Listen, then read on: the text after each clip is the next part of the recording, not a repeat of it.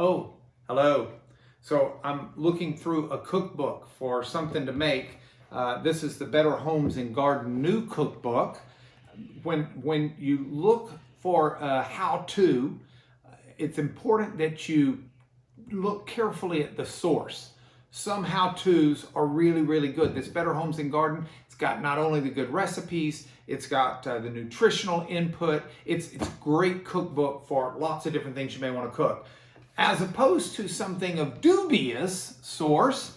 For example, I have here on my computer a recently translated papyrus sheet from Egypt, dating back thousands of years ago. This is a data sheet on a spell to attract a woman. And supposedly at the front of the sheet it says, the beginning of the spell says, this is more effective if you'll write the spell out on a sheet of tin, T-I-N. So here's what you need to do. You need to take one wild plant. You need to take foam from a completely black horse's mouth. And you need to take a bat. Be careful, this sounds like the way coronavirus may have started.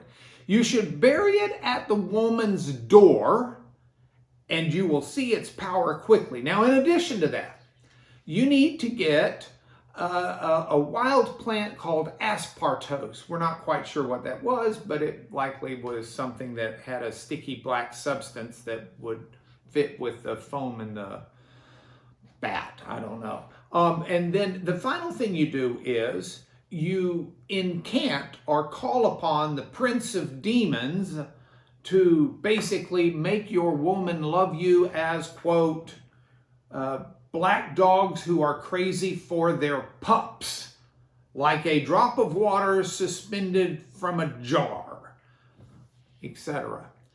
Now, I don't think this spell works. I don't like the source of unknown provenance. I don't like the look. It just doesn't smell right.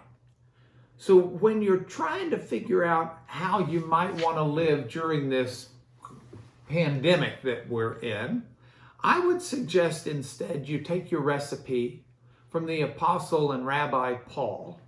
Paul wrote and said the following to the church at Philippi: rejoice in the Lord always.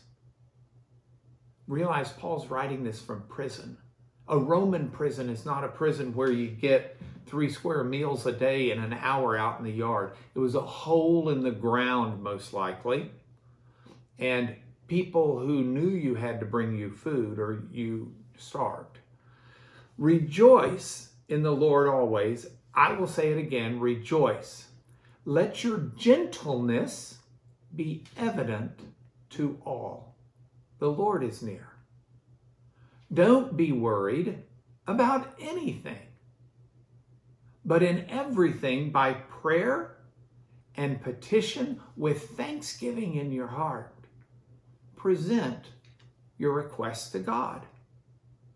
And the shalom peace of God, which transcends all understanding, will guard your hearts and your minds in Messiah Yeshua. Paul was telling the Philippians that the recipe for being in a situation of worry and concern and crisis is to lay those worries at the feet of the Lord and let the Lord minister to you his peace. As the God of all, he's got this. And with that recipe from Paul, you'll really be cooking.